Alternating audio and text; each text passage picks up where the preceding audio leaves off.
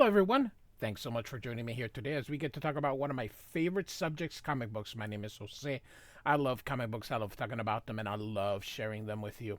Feel free to follow me on social media if you would like. Links are in the description below. I've also posted a link to the Marvel fan site that I have plot synopsis and character bios for this issue. These issues, we're actually going to be looking at two issues here. So, finally, after so much time, this is the beginning of the Wolverine limited, or not limited, ongoing series. Wolverine has had a mini series, 4 issues, which I have covered and have on a playlist. I have a playlist for the X-Men, X-Factor, New Mutants, Excalibur, and now Wolverine.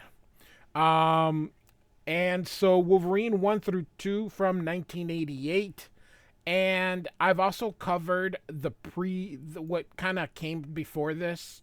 The Marvel Comics Presents 1 through 10, the Wolverine stories. So I covered them. So this is the start of that Wolverine, the black costume that he wears when he's not with the X-Men. Now, as far as when these adventures happen between him here on his own and X-Men, well, pretty much where, this probably takes place in between the Brood Saga. I would say between the Brood Saga and the Genosha Saga on Uncanny X-Men. I would imagine it goes in there, or, you just have to kind of use your imagination. So, great coloring. I love it. I have the first 150 issues of the Wolverine series, and I love this yellow that is being put in there. And I don't think this was sold in the newsstand. I think this was sold on comic book stores.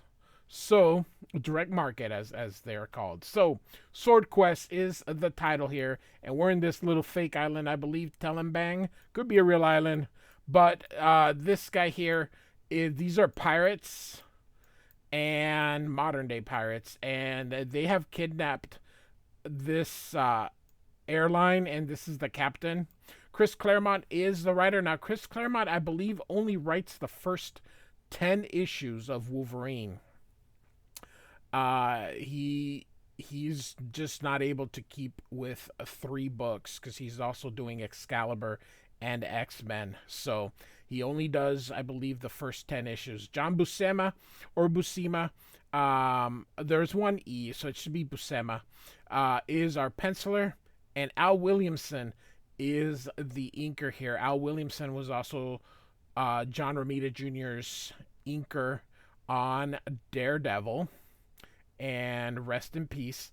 Tom Orzechowski lettering like crazy. Glynis Oliver, the same team that is on the X-Men for letter and color as Chris Claremont just has a consistency getting Orzechowski and Oliver to follow him everywhere. So, all right. So you can see the airlines flight, the pilot here, the captain, kicking him in the stomach here. He falls down and goes to stomp him, but he pushes him. These are his men, and Claremont tells everything about how terrible they are. They kill the men and do worse to the women, and sell anyone who survives. They sell them to slavers. And so here he grabs the captain, who's not going to be long for this world, and decapitates him, of course. And they're like, oh my God, we're going to die, says this one. And it says, everyone's going to die, but we're going to have fun before it's your turn. So he's like, well, who's going to celebrate my glorious victory? And am I such an ogre? And if I am, do you think it's wise to make me angry? And so here it lets us know this was at one time ruled by the Dutch, and there was an emergent airstrip here. And There's showing the airplane as it had disappeared with everybody. And this is Wolverine narrating it. Wolverine is right here. You can see his eyes. And he grabs this guy and kills him. The code is very relaxed during this time. And there goes the guard here. And so he avoids the booby traps, and here he is here. It's hard because it's all blue, but he's a different shade of blue, and I like how they're adding the Barry Windsor Smith white onto the page here. And so here this man was trying to rape a woman, but she stabbed him, and he's like, I'll get you. They sort of blend the color here with the machete here, but Wolverine gets him from behind.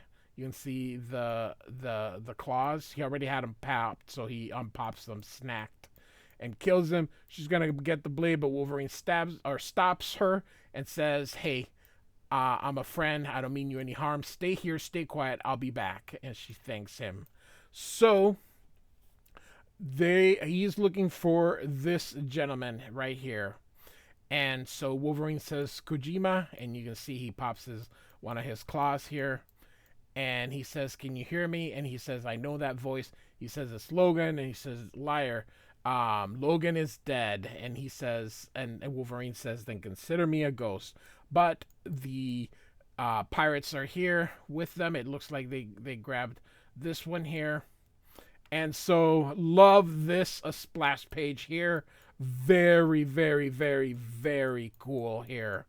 And so Wolverine here, "Talk is cheap, bub. You want my hide? Take it if you can."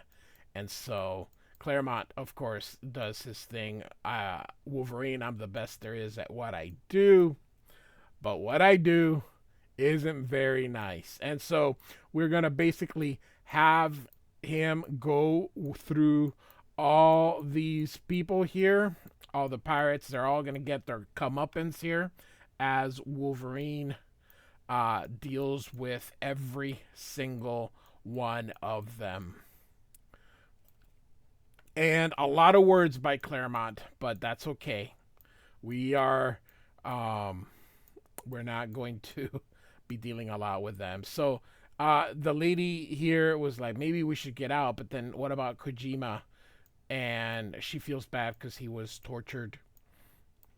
And so again, with this was a technique from the back in the day to have the foreground and background different colors to sort of make your eye move to where it's colored and make sure that the red kind of stays all together, even if it's the figure. Or vice versa. Glynis Wein, or sorry, that was her married name, Oliver, could have colored this and just have the background one color, so then you focus on Wolverine. So the color was just meant to for you to focus. And so here he goes. And so they try to get him with the sword to behead him, but of course it breaks because his bone is made out of adamantium. And so he continues dealing with them here. And he is just killing everything. So the head honcho is calling for everybody and sees everyone is down there, and he's like, "Answer me." And Wolverine says, "I'm here." And so he grabs this lady who was just around, and he says, "I'm gonna slit her throat." And Wolverine keeps going, and he's like, "You can't kill her, because if you kill her, I am going to end you." And so the guy goes and he's gonna cut the rope and go. And he's like, "She'll keep company on the road and bring a pretty price from the slavers. So long, sucker." But then he is he's shot and he falls, and it was one the stewardess was in there. And so Wolverine, and by the way, this is supposed to be like netting to cover his eyes. That's what this is supposed to be here. So all right, so he goes to the guy there, and he's like, the pirates wanted. The pirates were employed by the cult of the Black Blade. They wanted the Maramasa sword.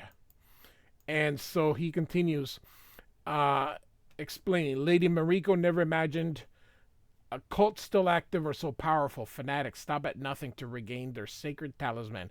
Couriers brings it from America, arriving at Madripoor Airport tomorrow in deadly danger. And she said, and he Wolverine asks, "Who are the couriers?" And um, he says, "Too late for me, my lord, but the couriers, more than their lives, are at stake. Look inside.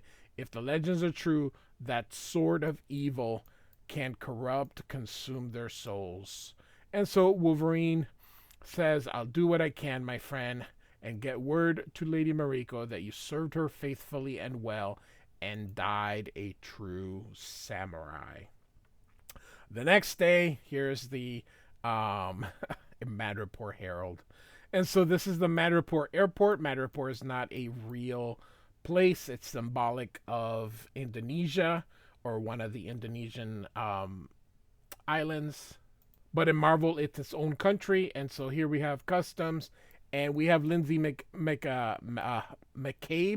And Lindsay McCabe was with, we saw her, I believe, in X-Men 204, Uncanny X-Men 204, when the X-Men were in San Francisco. Her roommate was Jessica Drew, the original Spider-Woman.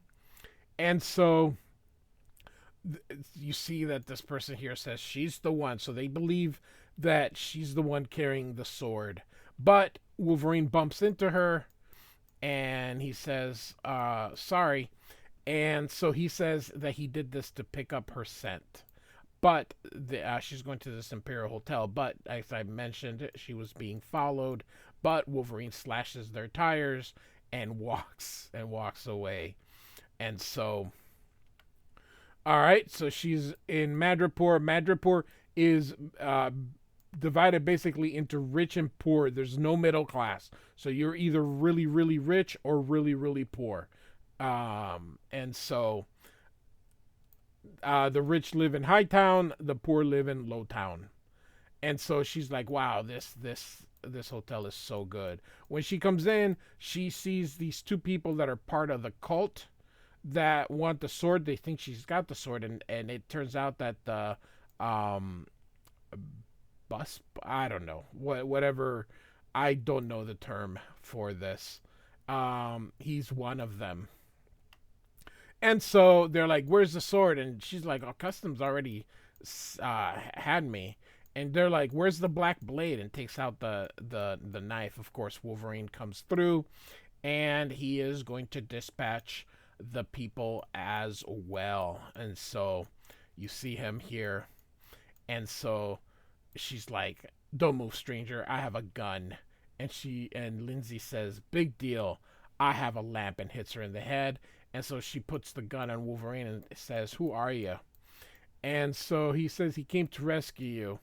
They're the bad guys. I'm on your side. And it looks like they put the line through the here. And so she, of course, recognizes him as a man from the airport who bumped into him. And he says, "Yep, Kojima sent me." And she goes, "I prefer hearing that from him." And Wolverine says he can't. He's dead. Flight got hijacked a week ago by the same outfit who's after you now. And of course, Lindsay goes, "Dead a week ago? But that's impossible. I spoke to him yesterday before leaving San Francisco." And Wolverine lights up his cigar and says, "Whoever you spoke to, Missy, it wasn't him."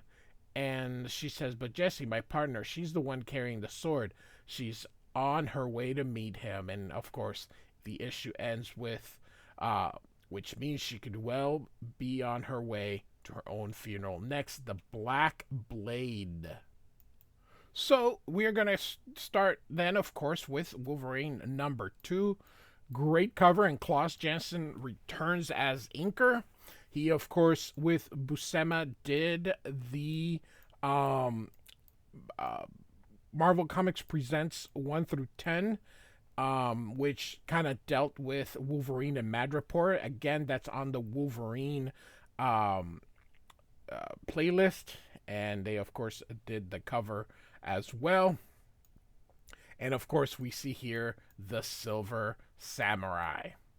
Now, Klaus Janson during the late 80s changed his style from working with the brush to working with a pen, an ink pen, and he gets a little bit messier. So we are now in Lowtown, and here comes Lindsay, and she's going in there, and everyone, of course, starts to look at the white girl here, and she's like, she's with me, and of course it's Patch, which is of course Wolverine, but he goes by Patch in Madripoor, so everyone, of course, uh, backs down here.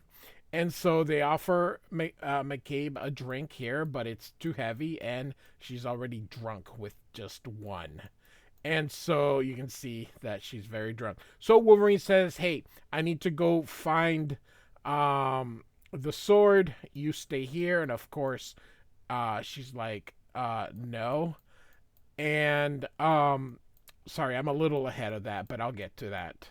And so she's like, "No, I'm coming with you." And he's like, "Do what you're told. Stay here at the bar." And she's like, "Ah, macho, arrogant." And Belle, who's the bartender, says, "He'll probably be the best friend you'll have in this town, sweetie." And so everyone kind of looks, and she's like, "All right, I'll stay," because everyone's kind of looking at her. But she's still kind of drunk. She falls, and she's going to go get cleaned up.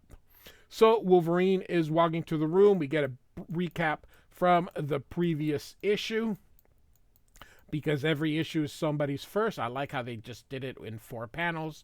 So he's going to go look for the sword. He says, he goes, "I don't need the scent." He knows this is the right room. He kicks the door, and all of a sudden, everyone that went for that room is dead. I love this. Just the shadows a different color. It's wonderful. And you can see here that there is Spider-Woman. She's not Spider-Woman anymore because she doesn't have her powers. And so suddenly there's someone coming from behind, and it is the Silver Samurai. Now it is hard to believe how much action is in this by a Chris Claremont written book. He manages to still put his words because they are,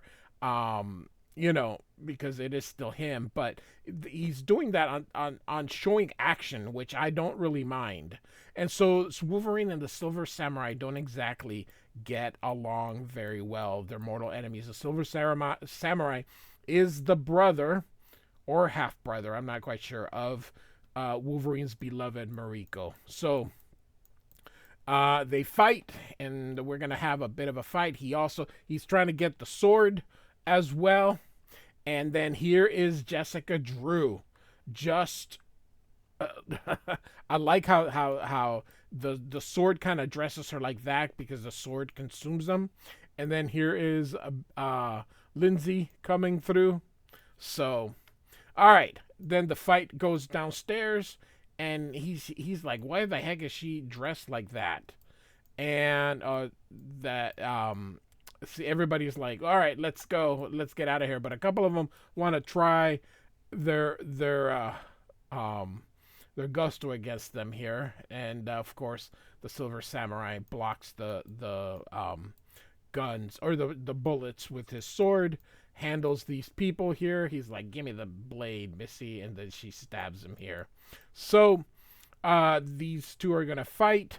Silver Samurai says that the sword can't control him because he's too his will is too powerful. And of course, Lindsay's like, "She's my friend," and she's drunk here. You can see the hick from it. And so she's like, he's gonna try to kill her, but Wolverine stops her, and so we get a fight. I like these issues that are mostly fighting because they're easy to narrate here. And so Wolverine is like hits really hard. Now back to the Silver Samurai here. And so he takes out his claws, and he thinks that killing her will be an act of mercy. So here they go, and he's gonna tumble the wall. You can see cutting through that, so it falls on the Silver Samurai. and she goes and look at that, she's gone. So um, Wolverine helps Lindsay, and she's gonna go follow her trail, and he says, go help people. So she actually ends up helping the Silver Samurai, and they have met before in Spider-Woman's 42 through 44. So she picks up the sword, but doesn't kill him, just gets the sword out. And so he says, "A life for a life, Samurai. Jessica for yours." Because he doesn't want her to kill Jessica. But then she falls and helps her, and he's like, "Hey, we're even now." And he's like, "Nope, I don't want you to kill Jessica." So, all right. So then they go out. And so Wolverine's after her. They let us know that Spider Woman lost her powers in Avengers 241. So here comes Wolverine, and we're going to have another fight. So I love Buscema and Klaus Janson. I think that is a match made in heaven, like Miller and Janson. Um, and so, but as I mentioned, he's using a brush here, but he's definitely using a pen. You can see when he gets a little bit um, more messy. He starts using a pen. It's just a way different style. It's evolved, and so they continue to fight and fight. You can see Wolverine grabs her. Oh no, he's not grabbing. That's just her. It almost looked like he's grabbing her hair. That's just his claws, and then that line through. And so she cuts him here, goes to get him, but he grabs the sword with his hand and gets her off. And the sword speaks, "Such spirit I've never known. Rejoice, warrior, for thou and I are fated to be one." And Wolverine's like, "No." And so she returns to normal, and the sword gets him, and they're like, "Oh my God, not this!" And so you can hear Wolverine, "Let the world tremble. Let all who live beware, for at long last the black blade has a master worthy of the name, and with this woman's sacrifice, that bond that's been forged can never be broken." And so next issue will be the Black Blade. So there we go. First two issues of Wolverine, the regular series. So Wolverines 1 through 2 by Chris Claremont and John Buscema. Issue 1 inked by Al Williamson. Issue 2 by Klaus Janson. Like and subscribe, and I do thank you so much for listening. Goodbye.